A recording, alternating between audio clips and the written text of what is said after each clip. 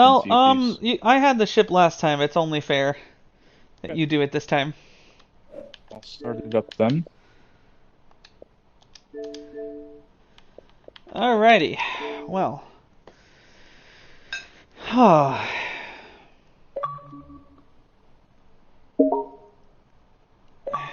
You know, I'm just not excited about Xbox anymore. I'm just not. At least not right now. Um, Yeah, it's like specifically the Tango one is the one that hurts most for me. Just like I just don't understand. Like unless there's, I'm sure there's something. Like I'm just looking for any justifiable reason why they would have done it. okay, Because so to me, here's the this mealy makes no mouth sense. reason that Sarah Bond gave for shutting down specifically Hi-Fi Rush Studio when Yeah, literally the day after is when they said they wanted yeah. It more just small feels like games that are critically acclaimed. there's no coherent like explanation at all because everything that they've publicly said is like, oh yeah, Hi-Fi Rush was a great boon to our Game Pass Okay, lineup. It's but like, here's okay, then why do you go from that to shutting it down within a year? here's what she fucking said. One of the things I really love about the games industry is that it's a creative art form. It means that the situation and what success is for each game in each studio is also really unique. There's no one size fits all to it for us. We look for each studio, each game team, and we look at the whole variety of factors when we're faced with making decisions and trade-offs like that. But it all comes back to our long-term commitment to the games we create, the devices we build, the services, and ensuring we're setting ourselves up to be able to deliver on our promises. You haven't delivered on any of your promises for games consistently in the past 10 years, Yeah, Xbox. I Oh, just don't understand the like because they have such a if they were to greenlight just a sequel to Hi-Fi Rush and release it in 3 to 4 years, that's just oh. like I just don't understand that because it seems Okay. like that's what Is it actually Tango was setting sail? gearing Just up to be wondering. doing next. It's like why not greenlight that if oh I got a matchmaking error, that's a bad sign. Oh. Let me try again. That would Well, be welcome to really Sunny unfortunate. Redemption Sailing, all of you wonderful people, as I absolutely roast Microsoft alive for every lie that they've The told us for the past 10 years. Um, the like yeah, especially the Tango like with Arcane Austin, I understand if they were to put them into back into more of a support role. It's like, okay, I get it. Redfall was not a success in any way, but then you have the counter then merge example it of into Hi-Fi Arcane Rush. Like, Leon and have them yeah, help Blade come along faster. yeah, I don't understand why like you lay them the off. yeah, There's administrative and efficiencies, cost savings that you can still crow about to the investors if you merge them. Like, Roundhouse is apparently merging into ZeniMax Online, and everybody wins because the developers get to keep their jobs, and the everybody gets to like keep the game going. I don't understand.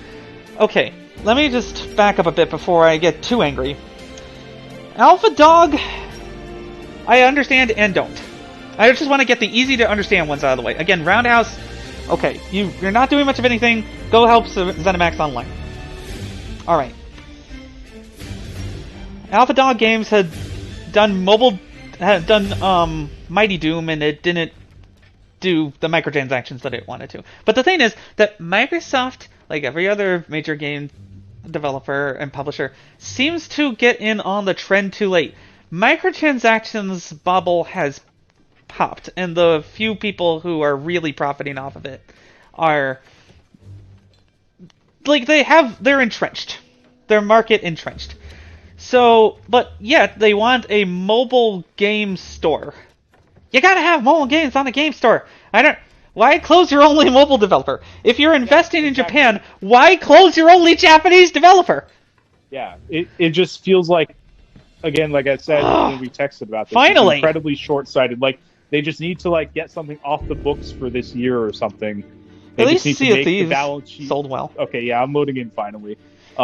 on They just need PS5. to do something about the balance sheet for this year, or I don't know, or maybe they saw that something like Tango isn't going to have a new game out and in the Game Pass rotation for 3 or 4 years. And again, they just don't see the long-term vision of game development well enough to see, Nobody's like, okay, fucking seeing the long term right now. That's the yeah, thing. For anything in especially any industry you Microsoft care just to name. Microsoft just seems especially short-sighted in this regard, where they just want the instant results, and Well, they're not getting them, and they're not sticking out with whatever their plans were when they acquired these studios. Like with Bethesda, when they bought them several years ago, it's like, okay, you have a bunch of teams with games midstream in development. Some of them didn't pan out, like Redfall. Some of them panned out at least critically, like Hi-Fi Rush, where it's like, okay, more, pretty much the universal reaction to Hi-Fi Rush is like, more of these, please, Xbox. And so you yeah. have a team capable of doing that sort of game. Why? Like, it's a pretty unique part of their library. It's sort of an interesting right character action music rhythm game. Why scuttle that after once you have all that talent in one roof? Okay. Now it feels like they're just going to be started from scratch if they want more small to medium-sized games. Here's my, now that I know Microsoft is evil theory, because I stood up for Xbox for 9 fucking years when it barely had any exclusives. And Phil Spencer was brought in to fix that. He fixed a lot of things about the Xbox platform, and we still need to give him credit for that. Yeah, I like a lot of what Phil Spencer's done. I just don't. I really wish he'd gotten out there and said something about this particular one. Emma, Nico.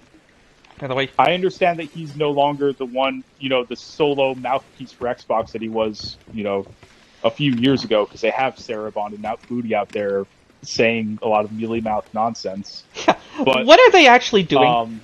If they're if the president of first-party studios does not manage first-party well, then it's his responsibility, and he should lay himself off. Yeah, the responsibility can't just come down to the studios, because the studios, for example, in Tango's case, were asked to, continue presumably development on Hi-Fi Rush, and they did, and they released it to critical acclaim. Some of the most critical acclaim an Xbox game has gotten in decades at this point.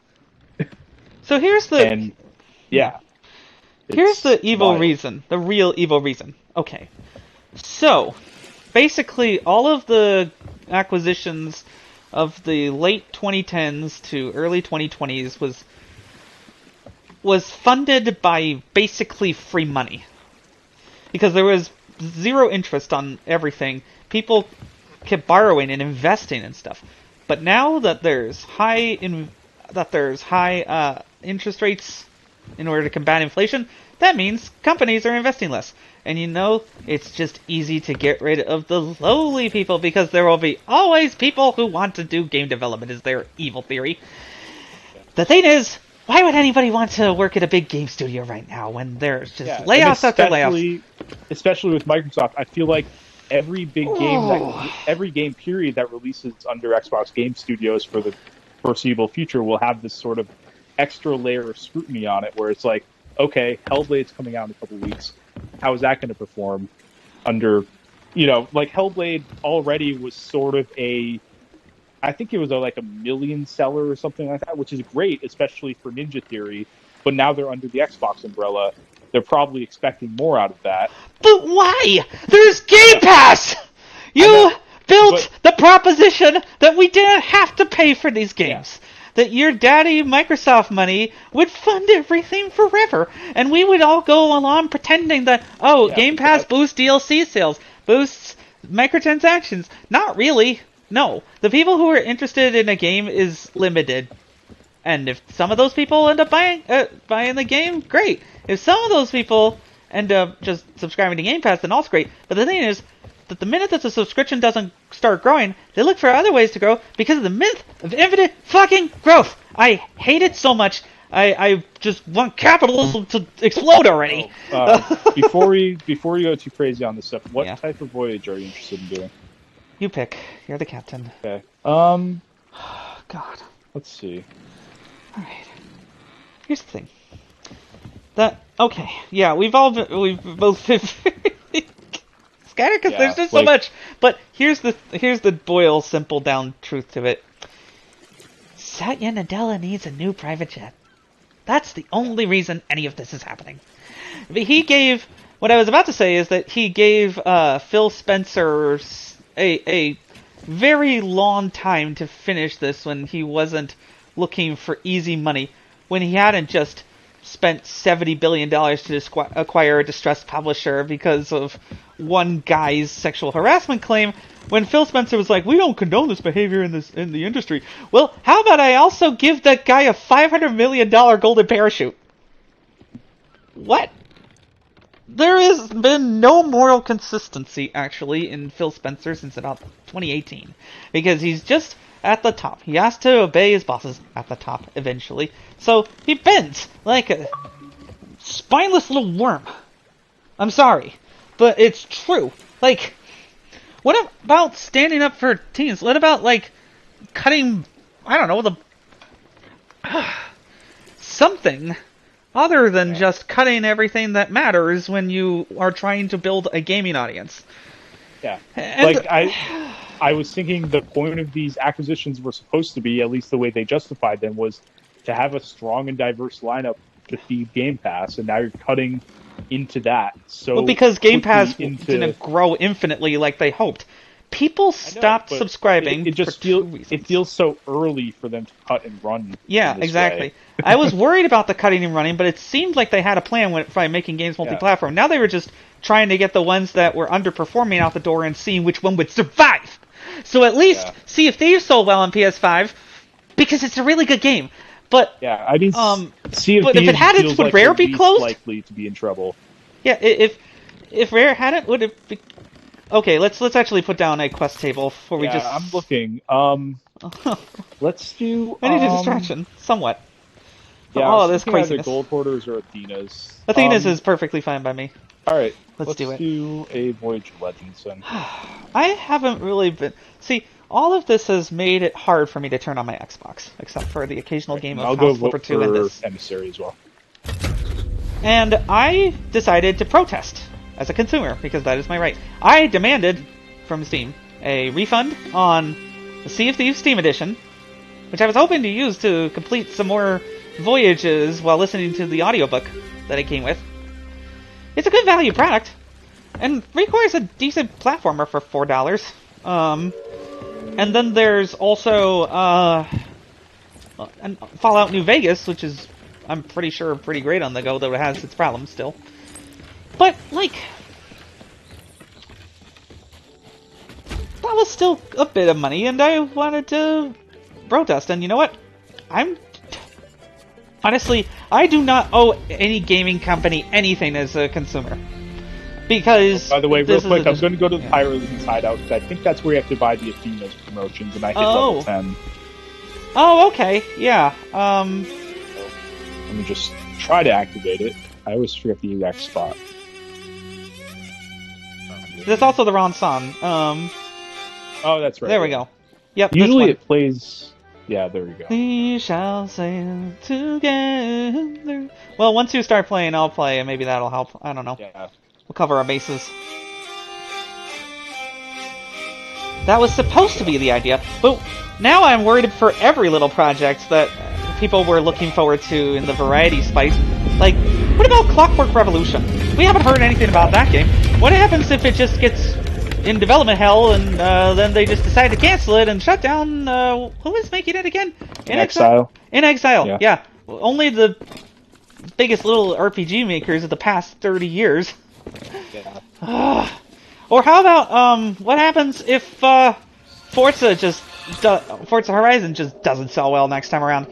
Is Playground Games going to be dying? And Fable. Like, we have Fable coming up from Playground. Well, I mean, it does have the benefit. Both have the benefit of recognizable brand names, but who knows what kind of sales targets, craziness Microsoft will want on their AI console by 2029 or whatever. Like, definitely feels like the worst. Like, it's definitely the worst in terms of studio management that they've been since they closed, like, Lionhead.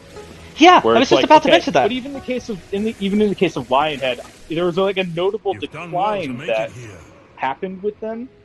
mostly, Now get out there. Where do I get the Athena's promotion? Sorry to interrupt. just talk to him and press X to go to the Athena's Voyage shop. Oh. Derp. So if you've hit level 10 on it, I you'll be able have to not. buy your promotion. Okay. Okay, well, that's fine. All right, so I'll head back to the ship. But yeah, in the case of Lionhead, though, there was at least a noticeable decline to the point where when that news came out, it was like, oh, well, that sucks. But it was kind of expected at that point after Fable the Journey and back and all when that sales other was stuff the got only thing canceled. and back when sales was the only thing that mattered, I also kind of understood with who made Kalimba again. It's been so long. Yeah, I forget their name. Let me just look it up. That was a long time ago. Game. And, Yeah. Well, they made some other quirky games too, I believe. Press Play. Yeah. Yeah, that's Max right. of the Magic Marker, Max the Curse of Brotherhood, and Kalimba. Yep. And that was the developer that made Mr. Splosion Man on the 360. And Miss Splosion Man, of course. Twisted Pixel. Twisted Pixel, yeah. So, like,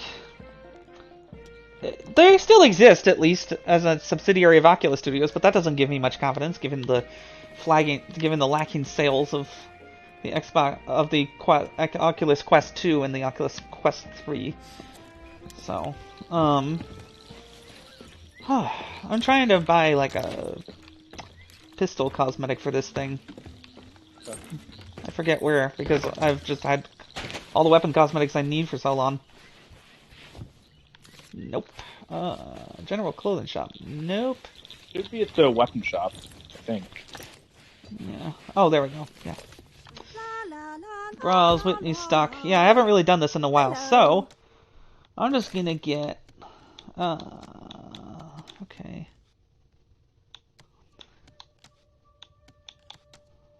Sea Dog pistol. Okay. Hang on. Bone Crusher pistol. Do pistol skins just go on every pistol? I don't understand. Don't know. That's a good question. I don't think so, because when I look at my armory... Because I don't see any double pistol skins. Maybe they just haven't put any out yet. That seems odd, but okay. I don't mind particularly much. I was just curious as I got out of the Athenas.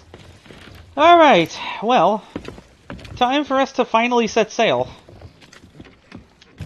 And time for me to free Mr. Osax! Whew, goodness.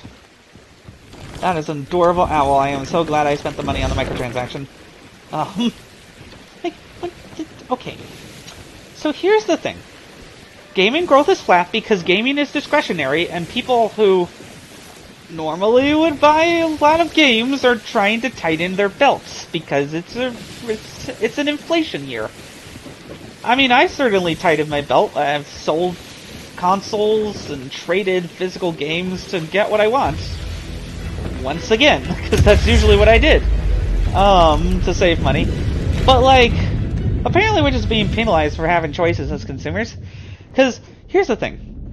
Microsoft and Sony have both realized that PC is not the cash cow they were hoping it would be, and that it's empowering their competitor, but they have no choice, because if they go back on that, then people would be mad. But it also doesn't seem like Sony's in a particular rush to get Horizon Forbidden West working on the Steam Deck. As for, well, again, like, a lot of it has to do with that there are cheaper choices out there for digital video games, such as CD Keys and Eneva, that are more legitimate than G2A and Kinguin ever were. That used discs still exist, and, well, there is a bit of a rise in used game sales.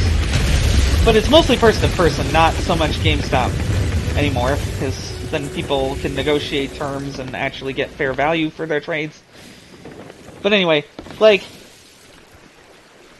the fact of the matter is that PC is not the cash cow.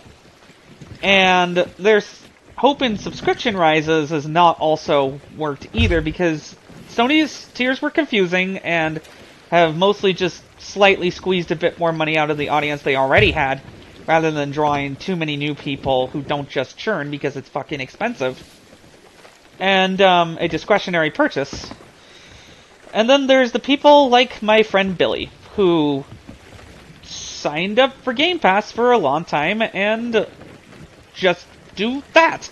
The thing is, they're not very high-value customers, these people. They tend to buy the Series S at 3-to-1 ratio or whatever. And then they just don't buy games. Yeah, I mean, I have a friend who has a Series S, got it for relatively cheap. Subscribed to Game Pass, played through all the Yakuza games. You know, that's several hundred hours just on that subscription. And now he just started Mass Effect because that's on there. And it's like, Right. okay, he's not really spending money. He's just kind of, you know, he bought a year of Game Pass and that's it. And again, as Hasn't long as really had to Microsoft spend anymore. As long as Which is Microsoft great- could pretend, great for him. yeah, as long as Microsoft could pretend that Game Pass was actually making money by lying to all of us for years to make us excited about Game Pass. Now I just see it as like, yeah, whatever. It's the cheapest way to get digital games, and I'll buy codes. I won't even give Microsoft that because if you're paying for $15 or $16, goodness, dollars a month for Game Pass Ultimate, you just are not looking very even cursorily at all the deals that are available for this thing. They got a bunch of deals out the door in order to try and get people on, and it worked, and many of those people are just on there for years without having to pay anything. That's another thing. But you don't get rid of those people because they're your longtime customers who do tend to spend money. But again, inflation year. So these people are tightening their belts. The subscription market is flat. They're basically saying video game stuff is flat. But I'm like, that's still like $10 billion a year. You can hang on for a couple more quarters, Microsoft. But here, and because like they have a stacked fall 2024 lineup coming. If Hellblade is good, then I'll consider that a win still. Avowed, Indiana Jones, Call of Duty on Game Pass. Those would have been huge, but now they're thinking of not even putting Call of Duty on Game Pass and forcing us to pay $70 again, which I am like, you know what? Actually, I'll just subscribe to GameFly and rent it. That'll keep them alive for another quarter. That's the sort of thing where, on a personal level, I don't really care because I don't play Call of Duty that much. But on the principle of the thing, where you know they have had this first party games go into Game Pass thing for over 6 years now, and to have Call of Duty be the thing that breaks that is like, okay, come on, guys. Like a 3-month, but even like an announced exclusivity timeline. It, but it just looks like you're desperate if you're resorting to that. It's either all of it, but the thing is, it's either all in or people lose trust in that and don't bother because like they committed to this 6 years ago before owning Call of Duty was a twinkle in their eye, I'm sure. And now it's like, okay, now you own Call of Duty. Are you going to commit to it, or are you going to have this be the one asterisk? They don't want the whole first party. They don't want 70% of just PlayStation and PC sales. And honestly, if they thought they could get away with selling this full price without ever having to consider PlayStation again, they would, because it's all about the money for them. And the thing is that, like, this whole situation, I was defending Activision being bought because, and now I feel like a chump. Because, well, I am. I bought into the hopium for an entire generation, while Forza Horizon was breaking its back carrying Xbox first party for several years. And while, like, they did actually get some decent games in there, like Cuphead and PUBG and things, well, that was like, they were like, okay, later. When is later? Okay, so if they do succeed this year, it'll be have been on the back of 3 AAA games. Cool! We got 3 AAA games this game. Or, well...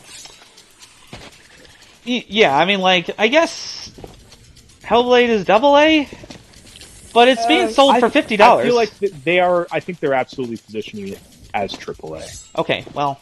I feel like that's where they've been kind of messaging that game as, like, this huge graphical showpiece. If they're pushing it as this huge graphical showpiece, They want people to.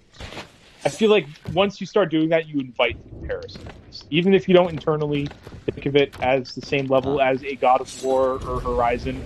Once you start showing it off in that way, I think people will just start comparing it that way, and yeah.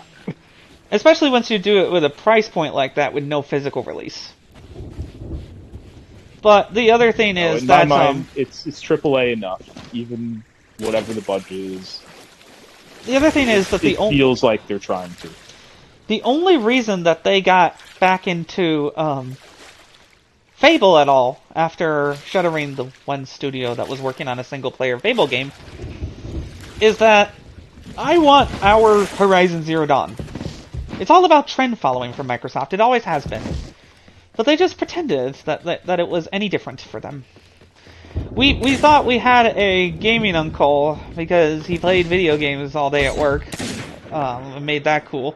And, like, wore a bunch of funny shirts and had a smile.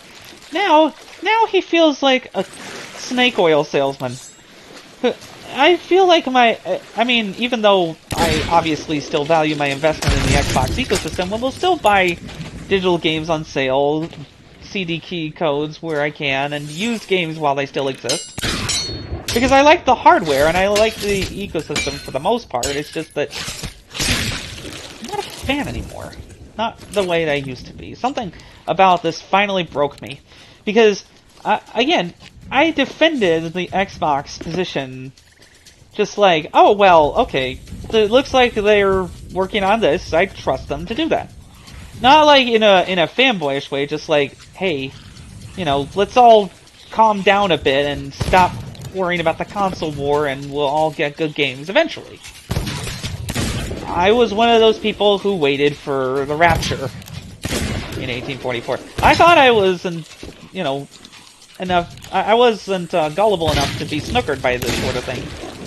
But the promise of salvation is a very tempting one, especially in gaming communities where it's like, it's measured in games.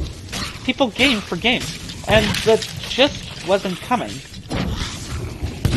And we were all like, yeah, well, you know what, they're working on it. Oh, I'm so dead. I think. But now, I just don't know anymore. Fortunately, I live in Switzerland now, in gaming terms. Yep. Yeah, being on Steam Deck is amazing. First of all, I got Horizon Zero Dawn complete for $10.69. Nice. From CD Keys, and it worked. And, like, that's great, because no way was I paying $50 to re-experience Horizon just because my PlayStation melted. It plays at a smooth 60 FPS. Same with Spider-Man, which I got from a CD key store for $31 because I took one look at the $60 sticker price and I'm like, ha ha ha ha ha ha ha. Steam is the land of the cheap games. The thing is that the desperate desire to put games on PC led Microsoft and Sony to sacrifice their golden goose to some extent, I think. Because, like, if Sony's first party isn't doing really well in a bit, then people, of course, are going to just play the old stuff if all they're doing is recycling old stuff.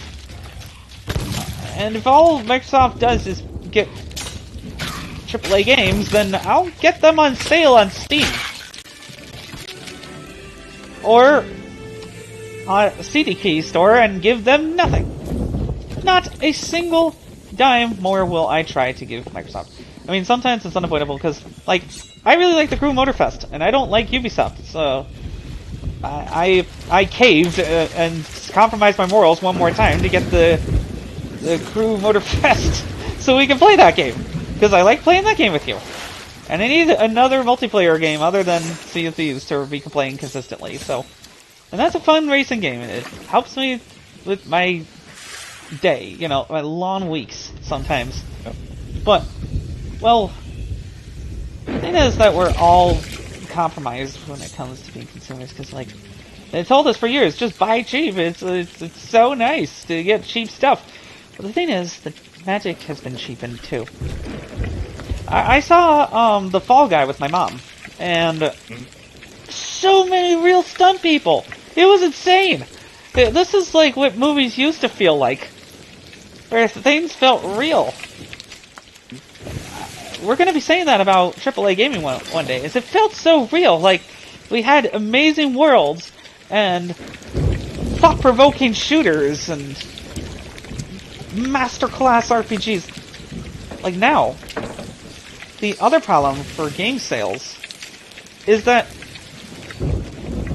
old live service games have taken over the attention span of the easily stimulated kids and the credit cards of their parents. But the other thing is that they're not getting the microtransactions they used to because Epic has decided to cut out the middleman and just sell cards as much as possible on their store on so many devices. They're going to win because Epic is the only thing that turns on some Xboxes some days. Like, Fortnite has won. It's over. We submit to our new leader in gaming. There was a time like Fortnite could have been dethroned, but Epic simply has too much money now, and now they're bullying the market into getting their store and everything. And even then, Epic's not even invulnerable from a lot of the market trends. No, that's true, but layoffs and everything. Yeah, they can't keep as far as like giving away their store live forever. Goes, yeah, they are head and shoulders above everything else at this point. And you know what? It's good for me because I get free games every week for my Steam Deck. And some of them, sometimes they don't work, but at least, hey, it's free. And I did try something, but I'd have to look at my order history and stuff. I've been bouncing back and forth between a lot of things on my Steam Deck. But like, portable PC gaming and PC gaming has just eaten the gaming world. The consoles are just accessories for PCs at this point. Depending on what ecosystem someone is too lazy to get into. But that's usually on PC, that's usually the PS5. For some reason. Or the Switch. Maybe some people do that. Or maybe they install emulators. Like, eventually consoles are going to get squeezed from the top by gaming PCs, and from the bottom by PCs. And then cloud gaming will take over, and that's when we should be really worried. But I have portable Cyberpunk. I have Dying Light. They've given away some great games for free. And you know what? I did get Neo 2 for free, too. And I don't have to get a PS5 to do that. But then again, Sony wants you to get a PS5. They just were like, hey, let's make some side money. But what happens if they keep altering their deal? Like, with the PSN login crap on Helldivers 2. Yeah. I almost consider refunding Helldivers, even though I enjoyed it very much. And now they're canceling the game in PC stores in non-PSN regions because this is just what's going to happen. This is what Sony demands as their blood price. Is they want to force everybody after Helldivers 2. They're like, we're figuring out how we can legally rip you off still. There was like a meme with They Live glasses revealing the truth behind that post. Mm-hmm. But like, yeah, no, this is the era of F you pay me. And it'll only get worse with AI. Because it's going to happen in the game industry. They're going to try and save costs quickly. If they, the mantra is 2020, stay alive to 2025. Apparently. Because 1 year of flat sales and the game industry panics. Yeah. Come on, people. But they're gonna do that because they need a flashy new buzzword to sell TVs. Like, oh, your AI on your TV and your AI on your Xbox can keep you entertained with recycled garbage for hours. I mean, we're already recycling entire franchises, and the biggest games of this generation have been ones from 2 generations ago, or more, remade. So, like, they're gonna at least use it on their remakes to make it faster, and they'll call it machine learning, but it's going to be a lie. And nobody should ever buy a game with AI in it, because that means that you're funding the end of human jobs. In that area. Let's see. Oh, okay, well... It seems like it needs to be up on that hill a little bit. Yeah, I went to the wrong side. I was looking at the map wrong. And I followed you out of instinct, so... You know. Join the club. So it's actually right around here. Okay. Oh, nicely done. Well, there is one that's kinda up a hill. So I'm half right, anyway. Again, I'm just happy that Sea of Thieves has been spared this carnage, because this is one of the best Xbox games of all time, in my opinion. At this point, yeah. Be up there. Yeah, I mean, its back is broken too. Same with Grounded, and, well, they proved they could sell, so I guess Grounded is safe too, and so is Obsidian for now. I mean, Obsidian still has Avowed coming up. It would be kind of shocking if they bailed on that at this point. It's just like, why do you hold these poor little game studios that have been desperate for money and join your embrace out of a need for money to finally make their dream game to the standard settling now? That's what bothers me more than any of this, is the changing so quickly from where you were without a good reason. The strategy, like I said, the strategy just feels very incoherent. The strategy at Sony is safe, but at least it makes sense. Like, it makes sense to concentrate on Marvel. Perhaps this is only a temporary thing. And when Sony feels a little more financially secure in the PS6, it'll loosen its belt. But, like, that's because we know what they're about, even if we sometimes think they're scummy. Because every game publisher has its sus moments. These people are human beings, not saints, and I think sometimes we're too quick to kneel at the feet of Phil Spencer because he made us feel good about Xbox. Because he made announcements that sent us all cheering. I mean, backwards compatibility is still one of the classiest moves he's ever done. Yeah, like, the thing is, he did a lot right early on to right the ship.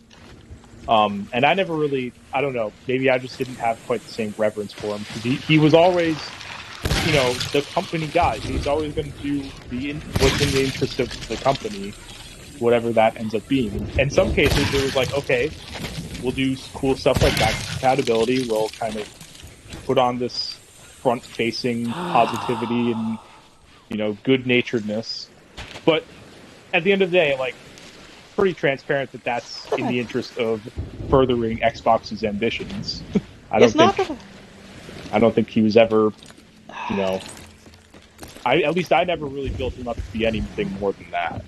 I never thought he was a saint either, but he at least seemed secular, if you know what I mean. Like, he seemed level-headed. He seemed like he was above a bunch of this stuff. Perhaps that was just to cover his own ass, because he buried some stuff deep, and made some shady deals with devils to try and gain power quickly.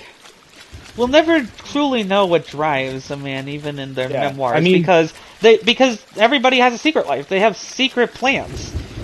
Yeah, I mean, in the case of Phil Spencer, like, he was pretty constrained in those early years of his leadership to, you know, by the leadership group above him, and it felt like he was making moves within those constraints, and a lot of them were pretty smart and savvy moves. Sometimes limits. You get him with unlimited pocketbooks, essentially. After that, and it's like, okay, he's making moves which make outward sense, like buying Activision when they're as cheap as they'll be. And it's like, okay, but then you have to follow through on that, and it seems like the follow through has not worked out in any ways. Part of it is in a lot of ways. You're right. He's a company man, and he probably got yelled at in a bunch of dumb meetings about, why are you spending so much money and not bringing in money? Like, you've spent $70 billion of this, and it's like, well, here's the thing, Satan Nadella. You gave that $77 billion off the cream of your crop, of your coffee. Like, basically, Xbox makes enough money to cover its operations. Was the idea for a few years there. It was a stabilization thing. And yes, he was constrained within that. But sometimes constraint actually is a good thing creatively. But like here, a lot of the success was just identifying weaknesses, not building onto strengths in terms of first party, because he came at a time of depressed studio output Yeah, I and mean, he made came them right after the somewhat last consistent. big culling of studios and stuff, where the big figurehead for that was Lionhead. He was probably involved in the meetings, yes, but like, Oh yeah, yeah, because he was also involved in that on a first party studios level. So he was it's like a not as vice if president, yeah. succeeding his I mean, he president. was the guy who would get on stage, talk about all the first party games in totality before it was Matt Booty. Right, Um, yeah, that was his niche back where he was back in the comfortable. day, and like because I remember him in all the E3 press conferences in like the late 2000s. Yeah. And then yeah, like he came in at a time when their studio presence was very low and sort of built it up from there, and now it just feels like, okay, why are we now going back into this cycle of closing studios? Because line must go Yeah, up! That's the only reason. like and And I and hate it it just so feels like much. and I just don't know where this the decision must ultimately come from him. He's I'm sure it's between him, Sarah Bond, Matt Booty, and whoever else is high up there. This decision must have been made with their involvement pretty heavily. But like, I just wonder where exactly does it come from, because it feels like even listening to Sarah Bond on that interview the other day, like she didn't like why would you not have a good media trained answer for that question at this point? Because she really didn't have one. Because all they've been giving is media trained answers, and they finally couldn't Right, keep up but the lies anymore. like, yeah, you would think They couldn't keep their lies straight anymore. or you would think either she would have an answer or you would get Phil out there because he's probably the one with the most credibility still. Um, you would Yeah. get him out there in front of the cameras. They were Like, probably trying to get her to be the next Phil Spencer, but oh yeah, she's still pretty green, so she may have made she's a felt like mistake. she's felt like she's been next in line for a few years. But I just don't know where the just I just want one solid actual answer, especially about Tango, because that's the one that just makes no sense. Because the Ugh. other ones, I can at least connect some dots. Like obviously with Redfall and Arcane Austin, it's like okay, they had a What did pretty they abject do for a failure. year? That's what I want to Yeah. know. Well, Um, the rumors were they were still working on Redfall content and maybe doing some other support stuff, but like, and then you just culminate the Arcane Austin situation in like, okay, well, we'll just cancel all the Redfall stuff, give everyone a refund for the DLC, and have all that work go down the drain, I guess, yeah, well, for whatever in end it better would have news, gotten to. Mr. Osax is levitating. Oh, okay,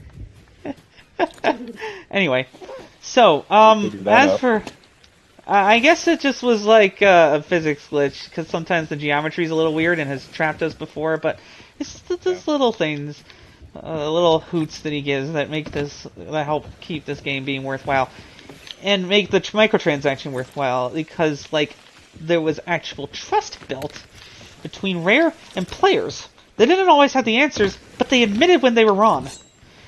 Or they admitted when they didn't have all the answers, because they're still figuring things out. People appreciate honesty. So this just feels like a total betrayal. Phil Spencer is a traitor to everything that he's ever thought he believed in. He sold his soul for a fancy executive office. That is the truth. And Xbox will never be the same. The guy should just, honestly, take his golden parachute and just go play video games. Because he clearly cares more about doing that. He's just a Yeah, gamer like who got the big shot I, and I just, made I some just mistakes. wonder like where I'm really interested in what he'll have to say eventually, because I'm sure at least be giving some interviews around Summer Game Fest time. Yeah, And they need to that's another clear thing this up is like, by Summer Game yeah, Fest. I, that's another one of those cynical things that I think about the timing of stuff like this is like, okay, they had to do this at some point, but they probably had to wait until they got Hi-Fi Rush onto PS5 till that work was done. And then they want to get it out of the way before Summer Game Fest to get the bad press out of the way before people start asking at Summer Game Fest, what's up with Arcane? What's up with Tango? What are they doing next?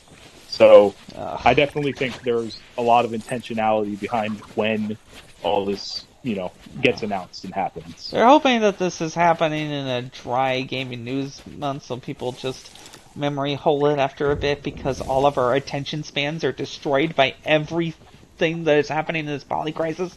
The threat is to destroy modern civilization. But anyway, like, it all just feels so calculated. That's the other thing. And, businesses make calculated decisions. Businesses do not have morality. They are only responsible to shareholders. Yeah, I think it's a little naive to think that, like, oh, this is right.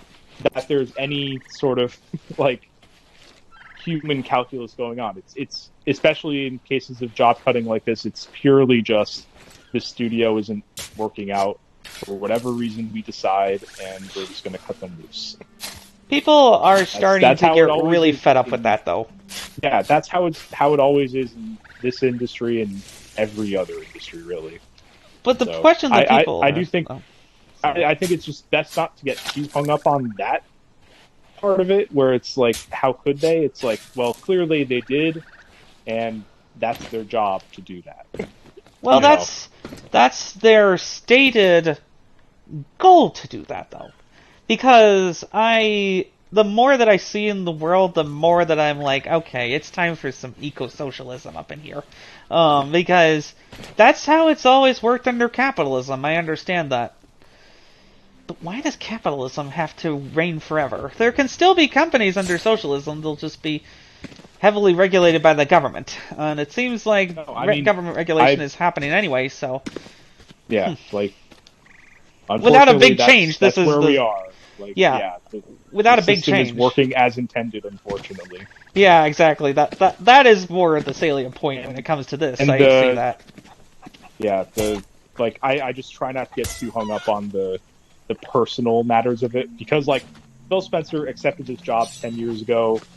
I'm sure he was well aware of like, okay, probably going to be times where there's going to be job cuts. That's part of the job. I can't, because that's 1,900 plus jobs that are cut. Yeah. So it's a little bit harder to just be like, you know what, you just did what you had to do. When it's 2,000 plus people. Say, like, no, I know. It's just but this I'm is just saying me. That's how he, that's how he's doing his stated job, and unfortunately, that stated job is to cut jobs. Ugh, gosh. But that's like, ridiculous. That's why I never really put him on a pedestal, because that's... No, I didn't either. But his logical statements, being an executive. His statements seem to be matching with his character, and I think if people are gonna get upset when your public image doesn't match your character, because that's just how that is. Even if your stated job is to do what your boss says and not question anything, like, there are more ethical ways of doing this, for sure. Again, the studio merger of Arcane Austin would have helped Arcane Lyon, and it looks like 70% of the talent went away anyway, because they didn't want to make a frickin' multiplayer game. That's one of Microsoft's problems, is everything has to be multiplayer, because that's the only way they know how to retain players. That's something I can't really pin too much on Microsoft, though, because Redfall was already well in development before Bethesda was acquired. Oh, that's so it's fair. like, okay, they just kind of kept the train rolling. Now, maybe if Microsoft came in and said, oh, this, and kind of foresaw, like, oh, this Redfall thing might not be our best move here. Well, that was negligence because, Yeah. yeah, they just didn't But bother even checking then, on Arcane Austin's even homework. then, if you think about it, like I remember Redfall was originally supposed to come out in like 2020, like early Aw. 2022. I think they were originally projecting it when they bought Bethesda, and it's like, okay, that game's far enough along in development from their perspective that like we might as well just get it out the door regardless. And again, they did on live service it in some ways because I remember when the first like development images leaked, there were a whole lot of microtransactions that eventually got ripped out. So Yeah. Microsoft at least did that. They recognized like, hey, let's at least just make this a full price game that With isn't some reliant DLC on for characters yeah, that they're now yeah, refunding with people some for. DLC, but not like a shop in the way that a lot of you know DLC heavy games get. So Oh man, there was that brings me that. back. I think that I think that the game would have been even worse off if they had gone that route. Yeah, you're probably But right. but like from the Microsoft perspective, it's like, let's just get this out the door. And they eventually had to delay it, over a year, which didn't help. But again, I think there's just the sunk cost of it all. Like, let's just get Right. it out the door, see how it does. Yeah, try to make a little bit of money, I But guess. then, but then the part that breaks that logic is like, okay, the game doesn't do well. We shut down the studio a year Microsoft's logic later. is breaking down. Yeah, Like, at some point, something is going to have to give. They're gonna do another tier Game Pass. It's probably gonna be advertising for cheaper because that's easier. Um, my friend sure. who buys gold for years is just gonna get Game Pass Core and doesn't care. It's more Yeah. for the kiddos who want to get the cheapest thing, to get the cheapest games from their mama's credit card for Christmas. Like she'll probably accept $6.99 a month for like 10 games with ads or something like that.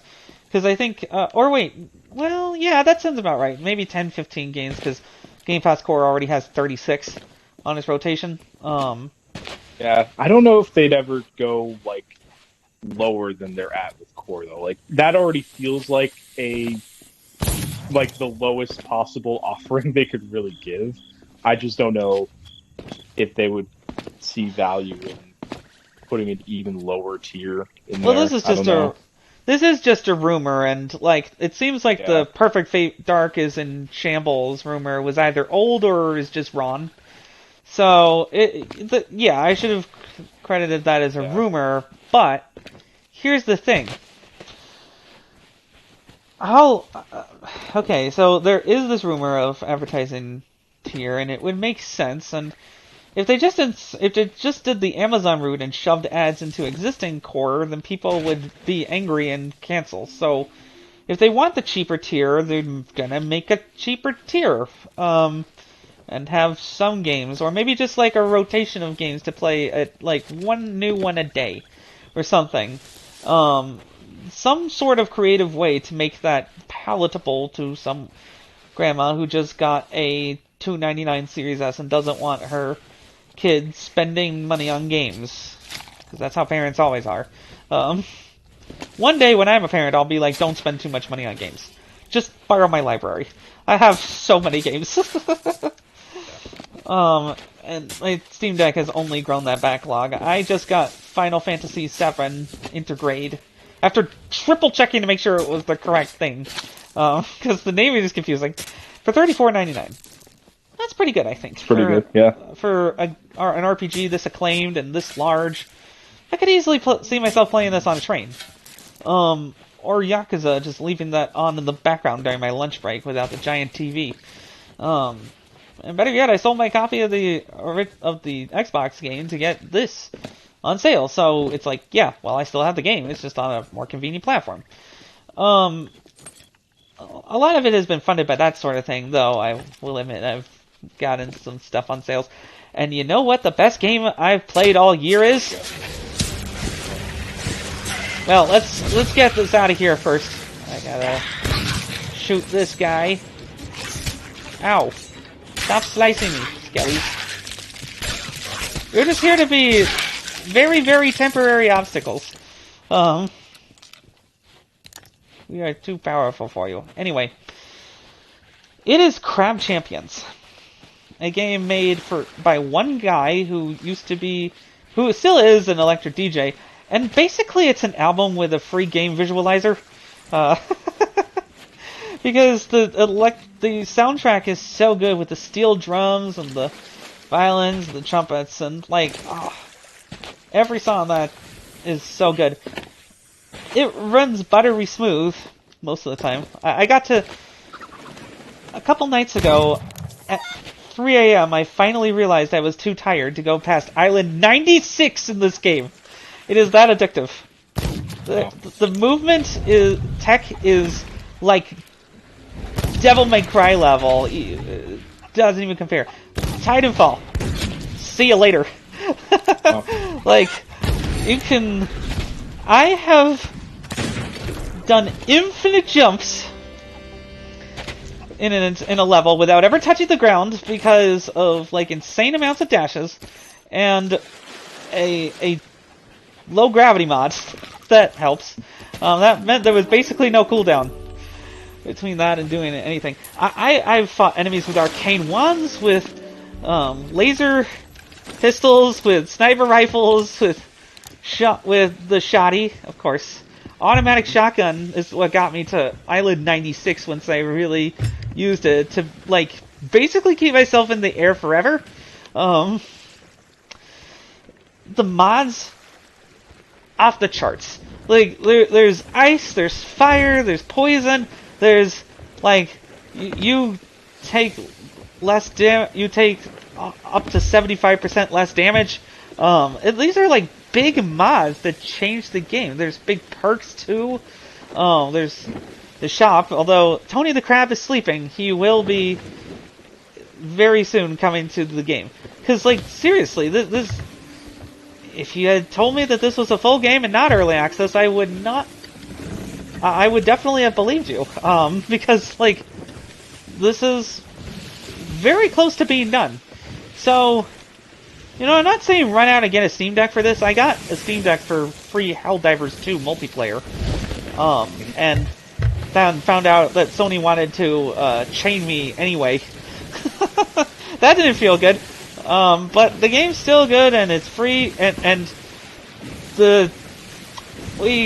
Liberty never sleeps. Did they really expect that a game that was based on resisting gigantic armies of corporate drones while being a corporate drone yourself in an ironic punch-up to this era of meta-analysis without being too meta-narrative? We're gonna just take an account requirement lying down? Come on, we're Helldivers. We don't... I went down and bought a console for this game. And it is a fantastic console. But, like... Well, if that had been the end of that relationship, then there was plenty of other great games for the Steam Deck. Helldivers 2, you know, a reputation in a game, or any gaming company, can topple very quickly. So Microsoft needs to right the ship come summer. Yeah. Like, and fall I think with they're games. They're thinking again with the timing of all this stuff is like, hey, we'll get the bad news for the year out of the way, and then like you said, I think they do have a pretty solid lineup the rest of the year if everything makes it this year. The gaming equivalent, though, of dumping bad news on a Friday. Like, the thing is that it is impossible for me to ever trust them again. Because the deal can constantly be altered. I get that. I definitely get that. And for me, like, it definitely puts my trust in Game Pass a bit lower. Because, like, if a game like Hi-Fi Rush can't find success enough on Game Pass to keep the studio open, then, like, what happens to something like Double Fine? That's the studio I'm most worried about in the wake of this. Oh, yeah, they haven't like, done it. They haven't shown anything yet. Exactly. Oh, no! So either they show something pretty soon, or I really start worrying. But like, you know, my Game Pass renewal is coming up in a couple months, and it's like, okay, I'm definitely going to renew it, but I'm going to renew it with less fervor than I did last time. Because I remember in 2021 I renewed it and was like, oh, Forza Horizon 5 is coming out. You know, all this stuff that looks great is coming out. and then a lot of it hasn't materialized. But there have been great surprises like Hi-Fi Rush, which I didn't know existed then.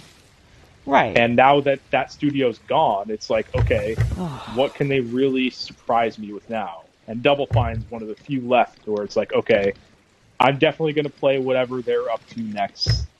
I might as Yeah. well just keep Game Pass for that and the other stuff that's coming out. But there's definitely less.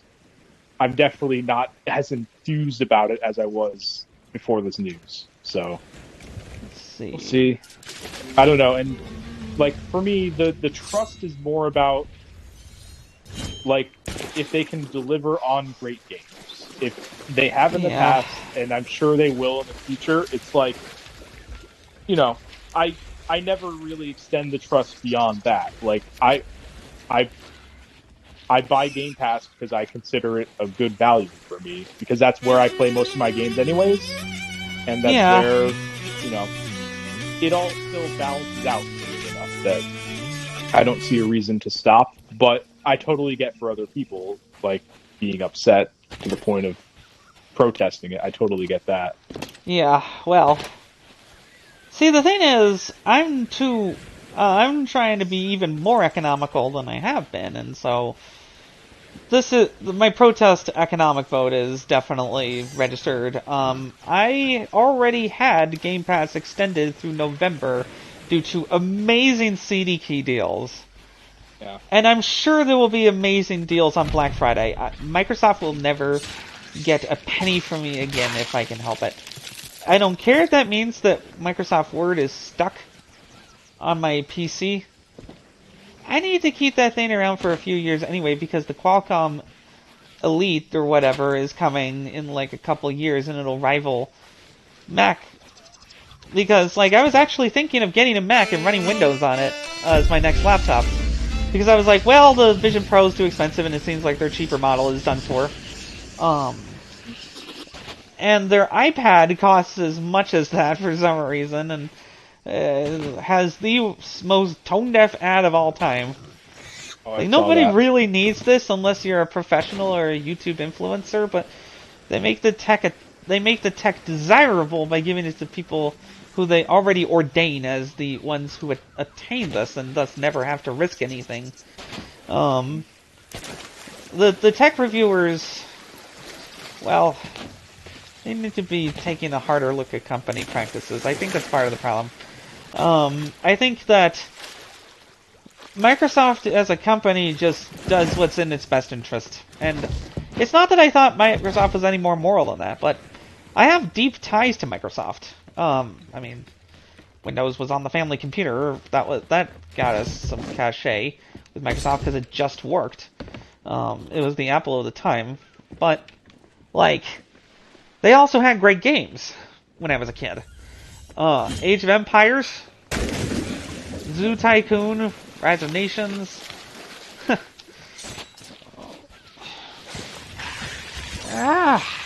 Midtown Madness 2, which I played for hours. Like, they had great games. They have so many franchises that they could just license out to other studios who would gladly get a chance to take a crack at it. That's how Age of Empires came back. So I hope they do that approach. Ran the chest here. But, like, I'm not even trusting of that anymore. Like, will Age of Mythology actually be good on launch, or will it be retold? Will it be good on launch, or will it be broken? Oh, I got absolutely chopped just now. Oops. Yeah, this is the island with these traps. Oh, and I had healing, but can you get me or no? Oh, I was like, wait, I'm like 5 traps ahead. Oh, well, that's okay. I totally get it. Everybody has to do I what think. there's in their best interest every once in a while, but I think Let's see. that I'm in the right place. I think that society is reacting the way it will to these kinds of things. And that will hopefully inspire real change. Whether that's more government regulation or companies collapsing that are too bloated and just cannot continue, but the people ultimately benefit in the end somehow. Or unions step in, or a bunch of other things. But like, yeah, it's hard for me to let go of the idea of the people who make the games being really just terribly impacted by this as well, because my heart breaks for all of them. Yeah. This is a high risk job that people do because they have a passion for it, and you know, layoffs were a thing. Of course, it's not like that's ever not been a thing in business or in games, but it's just the extent and the pace of it. I think they are positioning themselves to try and guarantee revenue forever by just having AI do everything. And that means I'm that sure this is that's only going to part of get the worse. equation. Yeah, the whole AI part of it is definitely part of the equation. The thing is that yeah.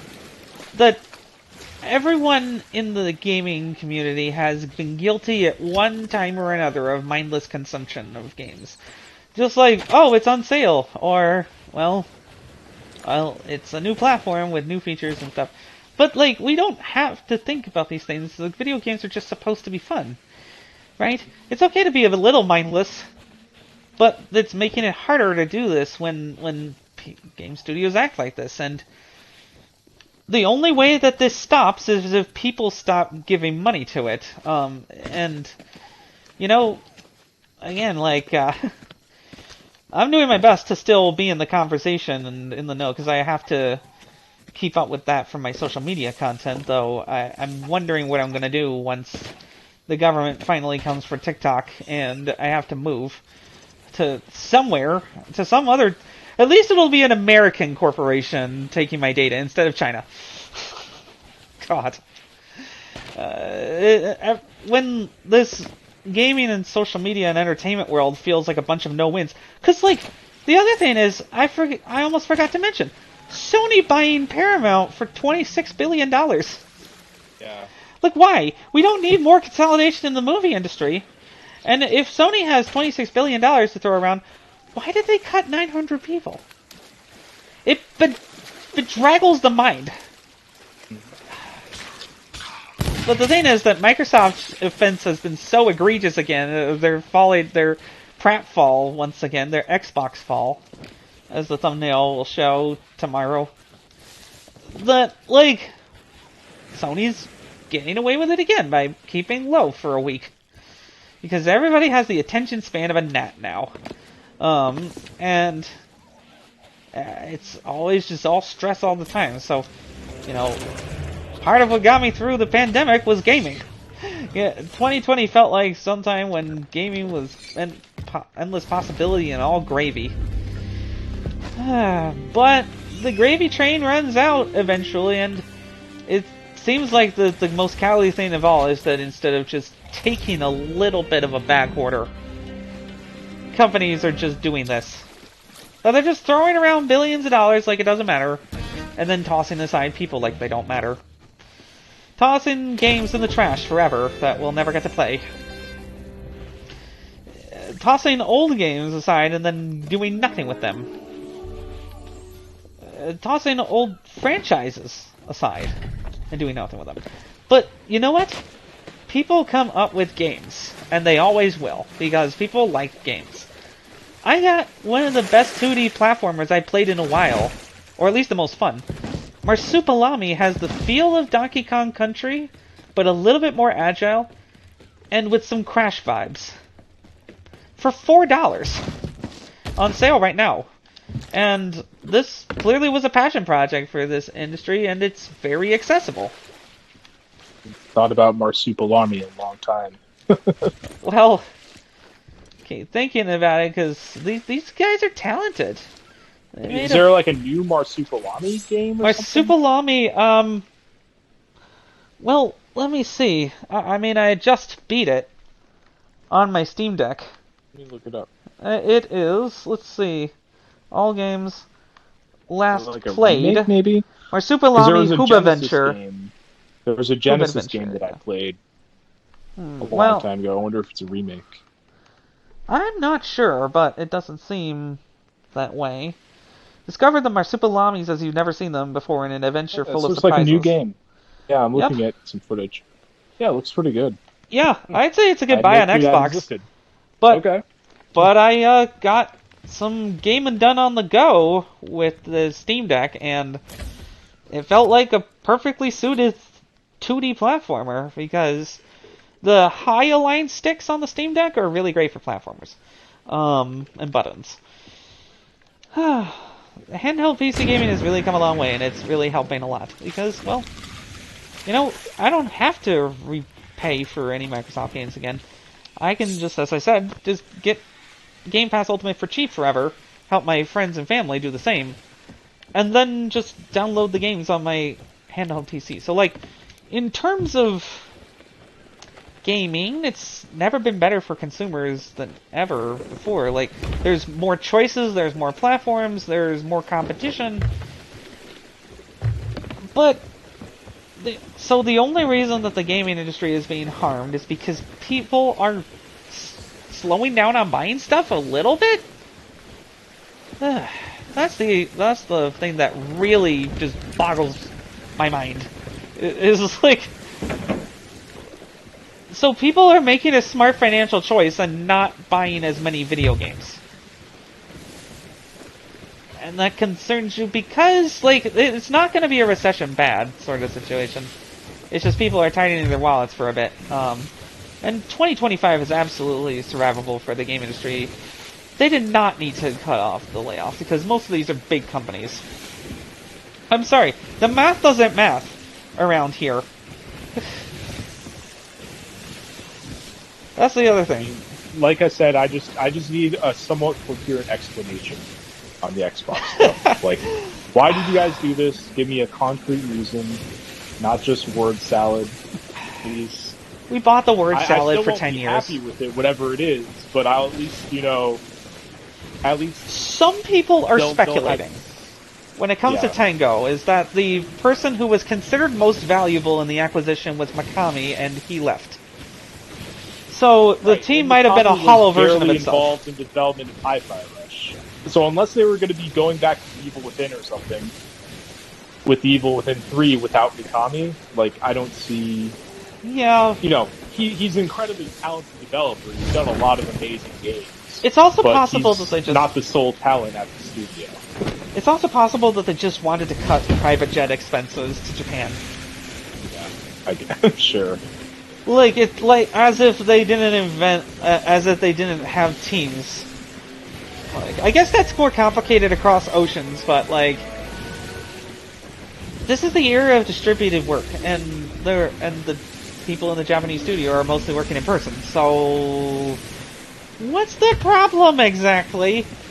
It would be nice. And as you I know you brought this up already, but again, just having that talent drain from your only Japanese studio is just insane. When that's such a huge development market right now. We've been talking for weeks about how cutting off your limb is not losing weight. Yeah. It just means that you don't have a functional body part anymore. So now you don't have a functional studio. And if Blade doesn't sell well, because people are cool on Marvel, like with so much talent that was clearly headed in, I think, a positive direction, at least as somebody who doesn't care too much about the Evil Within. Like, they did the Evil Within 2. From what I can tell, they pretty much started on Hi-Fi Rush immediately after. Turned that out. For me personally, it's one of my favorite games ever. Yeah, I just can't play it because I have negative rhythm. Yeah, but it's a really great game. To go from that to Closure is just insane. I just can't. I can't just justify that in my head from any angle from the outside. Like, if someone from the inside wants to give it some sort of justification for it, be my guest, and I'll at least hear it out and still not be happy about it. But until then, I just can't understand it at all. Well, counterpoint, in the age of internet pillorying, it may just be better to not say anything at all and hope the story dies. But then again, the thing is, I think the fact that Phil Spencer is better not is not in a moral sense. I think that's what they're going for. Is like, hey, let's just keep things on the down low. We had these interviews with Sarah Bond, for example, probably planned out long before we announced any of this. Let's just so she's the fall girl. well, not necessarily, but that interview with, I think, Bloomberg, was it Bloomberg who had it on Yeah, stage? because Like, that would have been planned out months ago. So I think it's just like, hey, let's just not cancel this. That would look bad. Let's just get Sarah Bond out on stage and do the interview. Somehow not be prepared for the obvious question that's going to be asked and give a non-answer to it, and then like and well, as long as people get and outraged to then her. just and not have Matt Booty really say much outside of the internal stuff that's been leaked, Well, and yeah, then what have has Phil Matt say Booty been doing absolutely lately? nothing. I'm sure he was intimately involved in these decisions. But just more Beyond of a that, behind the I don't scenes know. person, I guess. Because yeah, because he's a liaison to all these studios. He goes and manages them in some some way. managing. Yeah, Because, like they basically left several studios alone to do their thing. And that works for yeah, things for but places like In Exile that know what they're about. Arcane Austin didn't know what it was about, and they needed yeah, but direction. that hands-off approach can only go too far, so far. And I think part of the reason they're doing things that way is they got burned doing the opposite approach, where they were very hands-on. I remember hearing the stories about Yay, got it. Microsoft executives. Oh, nice. It Microsoft is. executives really micromanaging Bungie and Lionhead and other places where it's like, they got burnt on that in the 2000s, and now the people who are still left are saying, let's not do that again. Let's leave the studios alone to foster their own growth and stuff, and that hasn't worked either. So they just haven't found a middle path to that's worked. Yeah, it's called actual management, is where you balance that sort of thing. I Yeah. mean, perhaps my example is not necessarily salient because I work in a very different field, but generally, it's about finding a balance between employee initiative and management directive. Yeah. It's about Like, clear like, communication, too, which I benefit from and have asked for politely and have gotten more of. like for a place like Tango, it's like, okay, we want from the perspective of the employees at Tango, they're probably thinking, oh, we're making this slightly smaller scale game. It's going to be good for Game Pass. We can get this out and maybe make a sequel in the span of 3 or 4 years since we have that pipeline up already. And they're like, it seems like this was pretty I did much not mean to slice at you, Mr. a Outside. huge, it seems like it was a pretty huge surprise to everyone within Tango because they had no indication that they were in trouble that I heard. So it's like,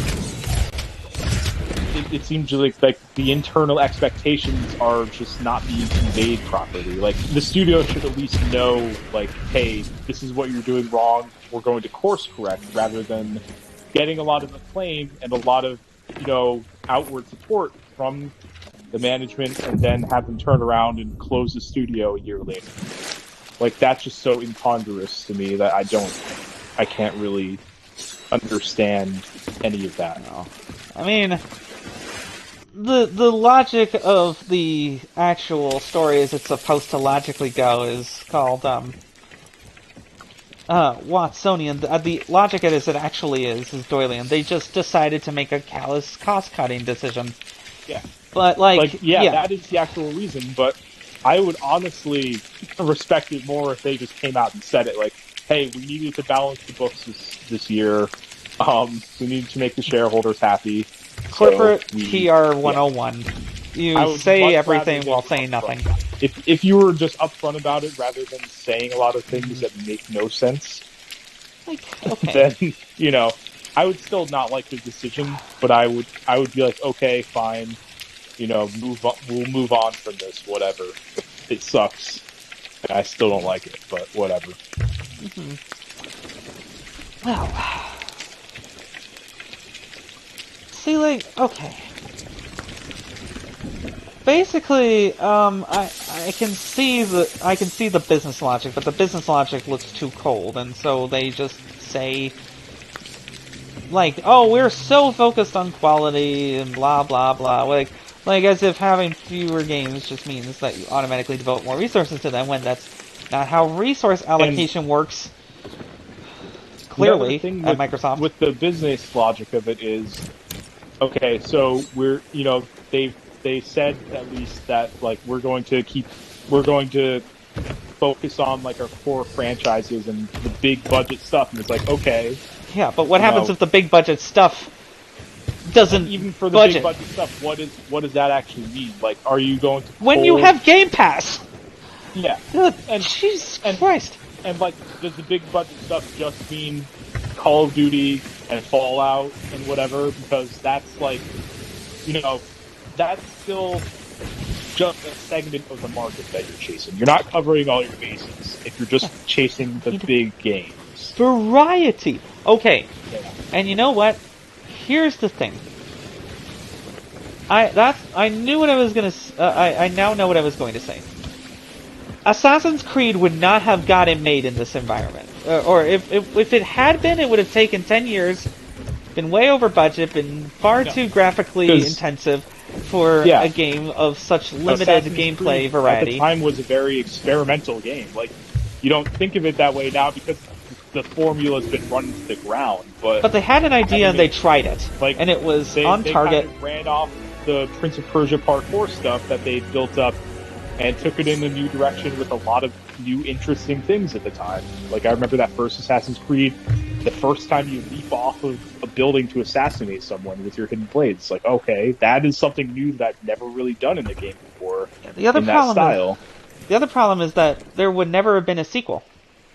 Oh, yeah. Because the sequel is where the gameplay mechanics really involved. That's exactly. how That's how most game development went to the 7th gen, is you had a game, you tried something new because of this crazy new HD console that can make anything look good, and you made your game, and if it sold well enough, then you doubled the budget for the sequel, and the people would be like, yay, I instantly want to play this game. It didn't always work, but that's it the worked. thing with the rising development times is when you look at how Assassin's Creed was annualized at the time, like, that's never going to happen again in that way. Like, they'll try to keep annualizing it, maybe, and I know they have so many projects still, in the oven for Assassin's Creed right now, but it's never going to be the way that it was where they had that run from, like, 2009 to, like, 2015, where it was just a game, multiple games, in some cases, every year. Yeah, it already has happened. Because, you know what? Immortals Phoenix Rising was an amazing evolution of the Assassin's Creed Odyssey version of the formula, with the mythology, and the powers, and the exploration, and the clear sense of propulsion, narratively. The DLC was terrible, unfortunately. The China one was the most alright. But another one was top-down for some reason, and like restricted so many things to try to make it feel like a challenging game, which is like, no, I just want to play around as a demigod in Greek mythology and beat up some minotaurs. Like, what are you doing? You have this formula. Just keep expanding on that slowly, like a game should, with a sequel. Yeah. And then they just don't. And the other thing with Assassin's Creed that they had going for it was they had a somewhat coherent storyline or through line through the games up until I feel like at least the Ezio games were at least heading somewhere, and then they really just botched it by the time Assassin's Creed 3 came out. But like, they had a run there where like people were really invested in both, jumping between the modern day storyline and going into the Animus, and they just they had that great run, and then I don't think they'll ever reach that height again. I don't think any game company will reach its heights again, because the amount of work it takes just to squeeze a percentage more graphical detail now is going to either be severely cut down in cost by AI, or it's just going to collapse in on itself. There's no way those $200 million budgets are sustainable. You can't have Last of Us Part 3 with $300 million. We have a bunch of those. Because it'll have been long enough between the games. Oh, we do, yeah. Yeah, I forgot about those. But, like... Okay, just picking up Mr. Osax for an owl to reassure me. Anyway. So, like... the main thing is that, like, creativity takes risk. And when a game industry is this risk-averse, creativity was going to suffer. I don't think anybody had any illusions about that, but Microsoft kept saying over and over again that these studios were safe now. You're safe with us, Ninja Studios. Yeah. I mean, until they had to eat their yun for sustenance. Like, come on. I just watched an episode of the amazing show Crapopolis, where a mother fish ended up was like, "You're 1 in a million because you're the only one that escaped my mouth." So that's basically what they're doing here, and it feels callous and just as callous and wrong as that. Yeah. But like, I'll still play Microsoft games. It's just, I'll just basically be robbing the blind with cheap Game Pass codes that they'll never see a dime of. Until they alter the deal for good and we can't get first-party games that are new for like 90 days or something. Yeah, though that if they would give be my breaking point probably, where Game Pass goes, because I like a lot of the third-party stuff that comes out, but yeah, the first-party stuff is definitely. It feels like a mid-buffet now. What keeps me on long term? Because if it was just like, okay, I'll subscribe and then unsubscribe when, when third-party games rotate in, I'll play a few of those and unsubscribe. But the fact that they do have multiple first-party releases a year coming in, that generally I've been happy with. Yeah, I guess so. With some exceptions. It's like, that's what's kept me in there long term, and I just... If they were to decide to like either put a delay on it or have exceptions, that would really turn me off from Game Pass in general. Yeah, well, so hopefully that doesn't happen. The thing is that it probably will happen at some point. The question is more of a matter of when, and then what do you do about it? Which, yeah, maybe some people do cancel, but maybe some people are just like, this is the only way I ever play games, and I don't really care about Call of Duty, so I don't care for the $30 tier, and tiering is just a thing. This is how companies make money now. So there will be more tiering. By the way, the emissary thing's over here. Oops. Duh. But like...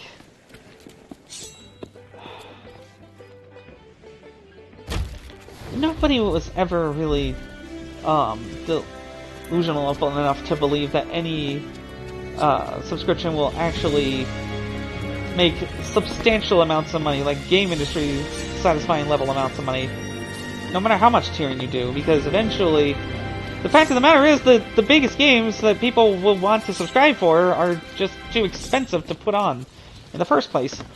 Which is why, if Sony does it, then it won't be such a bad reaction, because it'll be like, hey, we get them at all.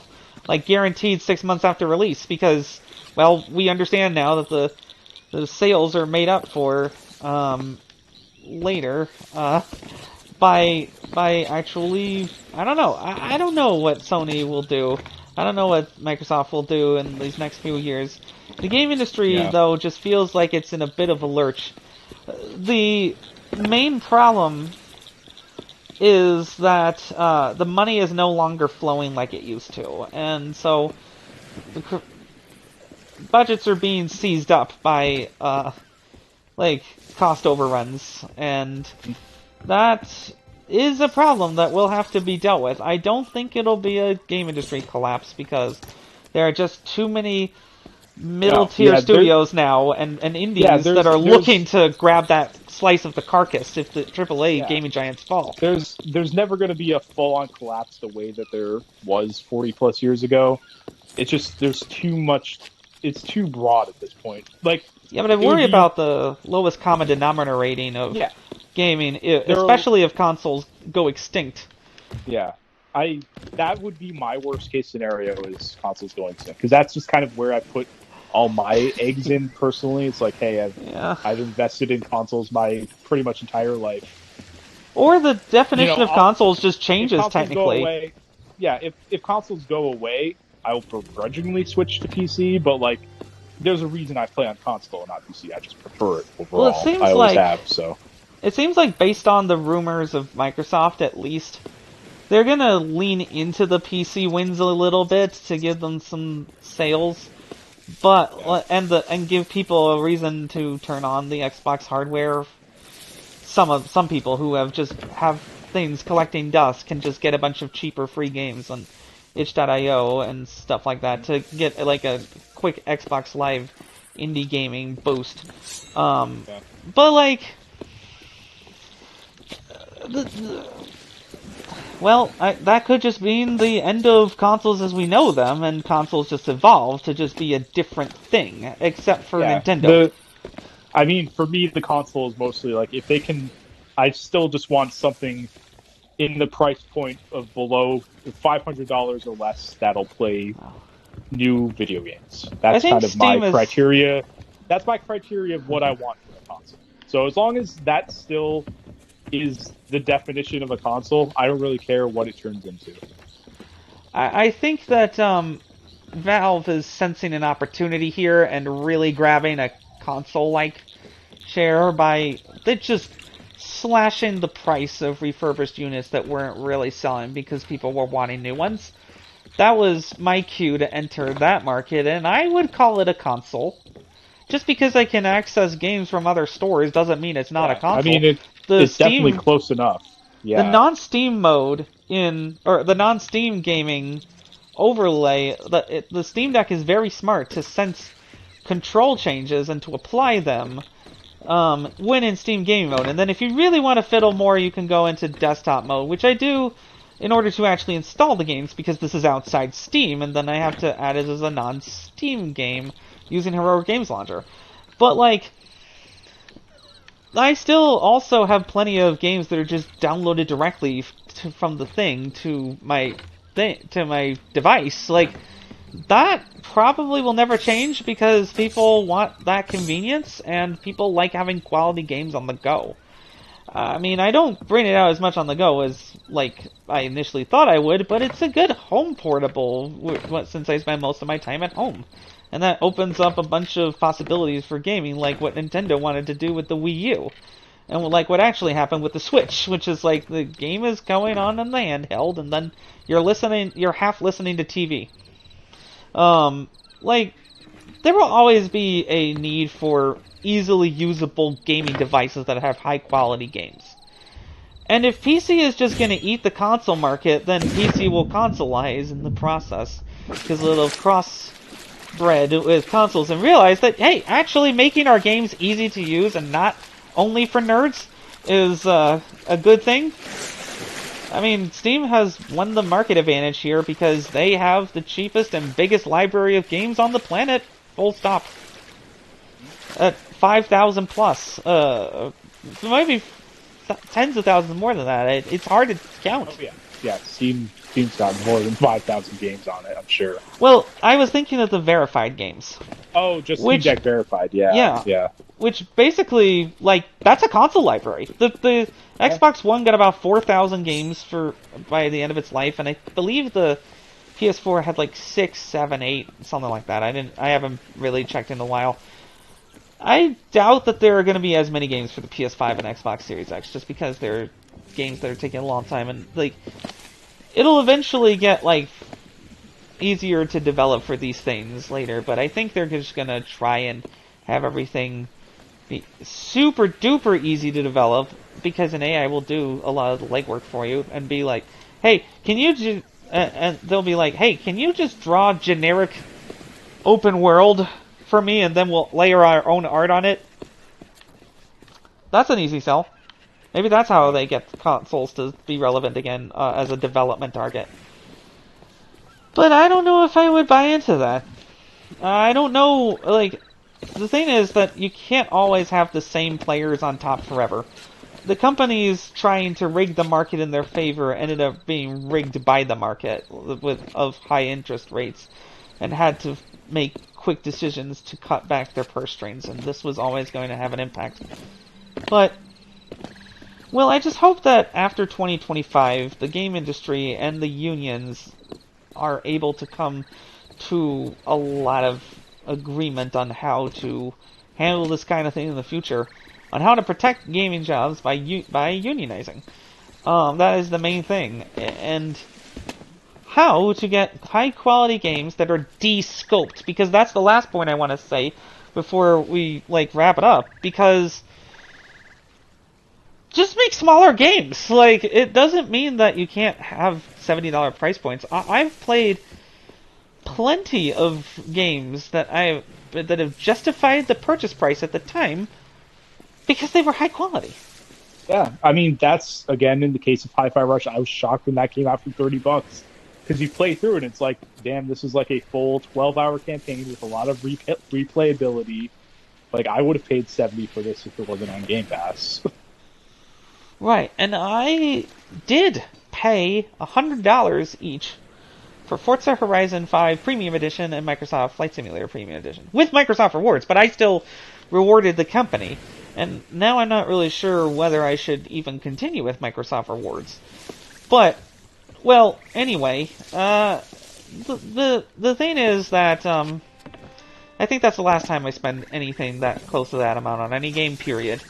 $100 for most games is more just like, get it a little bit early and get to be beta testers. No, thank you. It's pretty rare that I feel like investing that much. Like, for example, with like a Dragon Infinite Wealth, it's like, hey, I love these games and I would like the extra content, even if it's a bit scummy that they are charging for the new game plus in that game. It's like, hey, Yeah. this is like the very rare game where I actually feel like shelling out this money for it. So, Well, because they know you're the power user who ends up yeah, just paying a bunch of money because you absolutely love these games. Meanwhile, the patient gamers like me just get it on sale, so they're figuring that those people really aren't all that interested in New Game Plus for this game, and you know what? Maybe I wouldn't be for a while, and then maybe I'd get that on a cut rate. You know, so it's not like the worst thing in the world that they did this. It just, well, I'll try it again on the Steam Deck now that it's more portable and I can fit it more within my schedule, but instead of just, like, using my limited TV gaming time to hear people talk. But, like, I don't know. Like, there's just something about it that's changed and not... It's not grabbing me. Or it didn't on Xbox, because I had it in a disc all these months, and other games came along that were more engaging with shorter loops. So, you know, maybe they do squeeze their biggest fans in order to compensate for that sort of thing. For the fact that literally sleep is competition now with entertainment. Yeah, I mean, but in the case of like a Dragon, that franchise is bigger than it ever has been. So I think it's more of a case of we can get away with this because we have such a wide breadth of players. Like, yeah, that's true. Instead of selling to a market of 100,000 where maybe only 2,000 or 3,000 buy it, we're now selling to a market of several million where we can get tens of thousands who will buy it.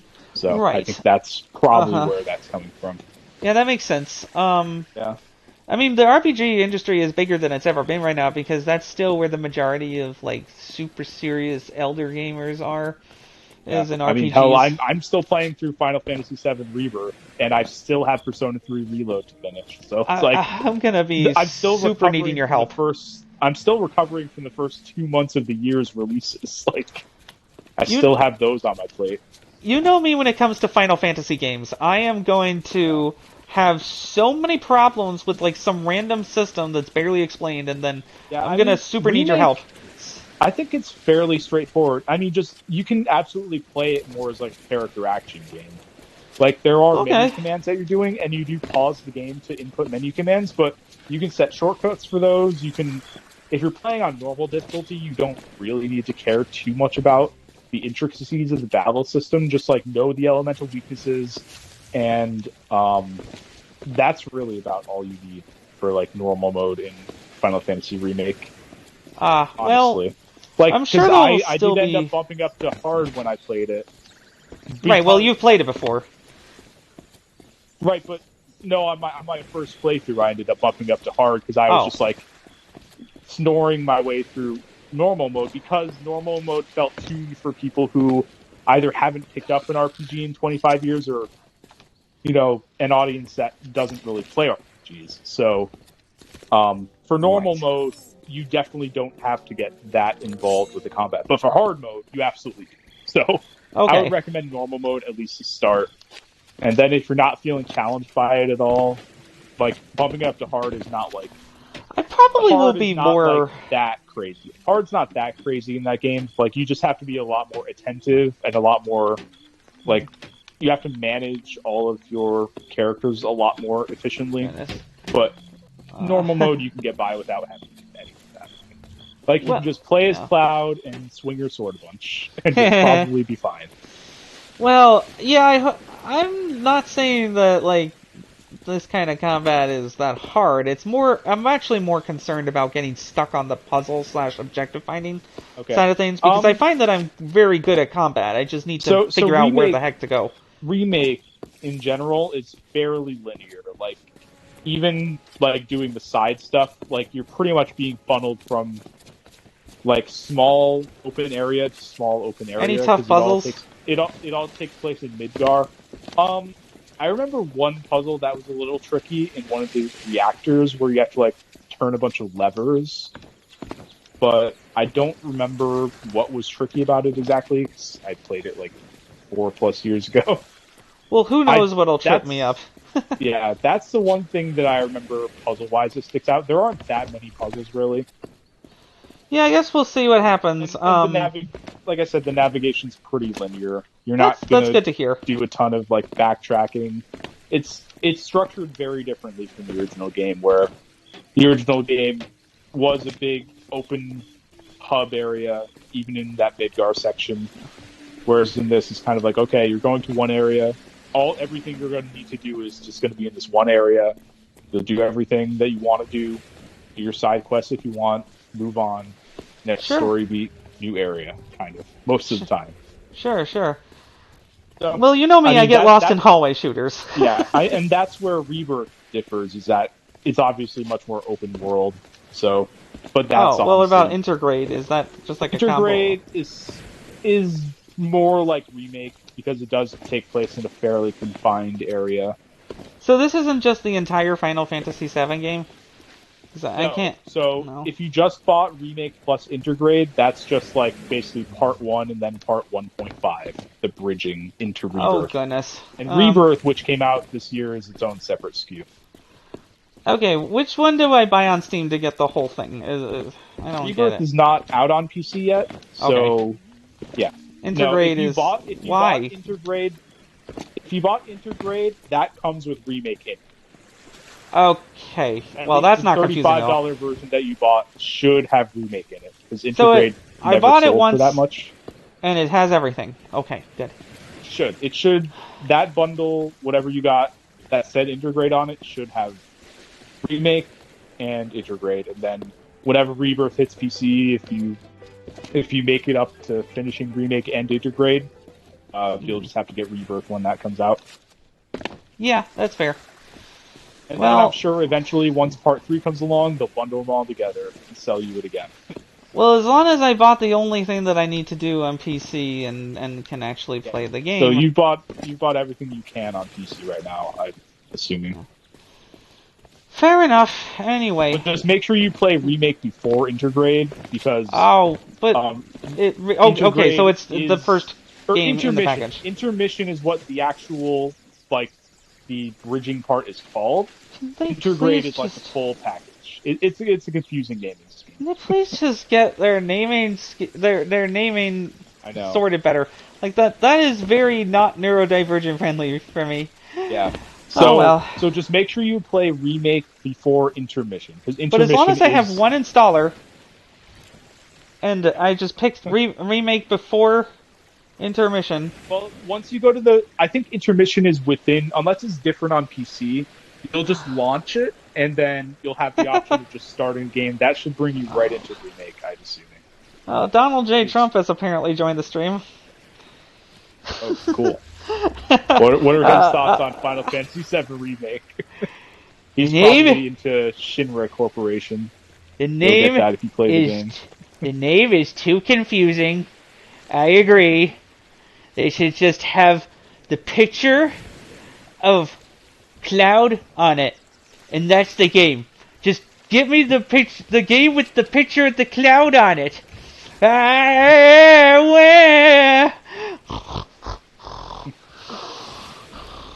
Alright, well, I'm gonna call it a night here.